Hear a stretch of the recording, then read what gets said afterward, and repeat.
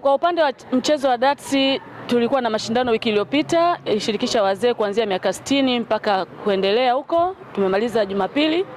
Lakini pia tuko kwenye maandalizi ya mashindano ya singles, na maanisha mchezaji mmoja mmoja ambayo tunatarajia kuyafanya tarehe 30 mpaka 31 mwezi huu mwishoni. Mashindano ya singles ni kwa ajili ya kuandaa timu ambayo itakwenda kuungana na mikoa mingine kwa ajili ya kuunga timu ya taifa ambayo itashiriki katika mashindano ya mchezo wa vishale Afrika Mashariki ambayo ni Tanzania Open. Kwa safari hii mwaka huu sisi Tanzania Open inafanyika Moshi.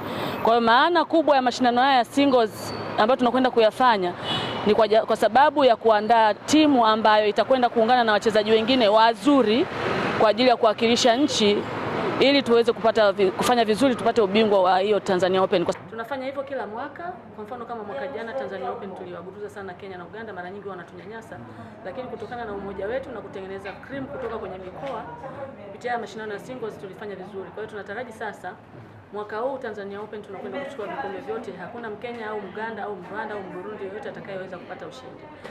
Mimi kumekuwa na mwamko mdogo sana kwa upande wa kina mama. Hebu niambie hali ikoje kwa sasa? Kwa upande wa kina mama sasa hivi sio kama miaka ya nyuma. Sasa hivi at least wanawake wanajitokeza kwa wingi. Kwanza niwapongeze sana majeshi yetu hapa Tanzania kwa sababu wao ndio wanatuletea wachezaji wengi sana. Sasa hivi ukienda Lugalo pale kuna wanawake wengi.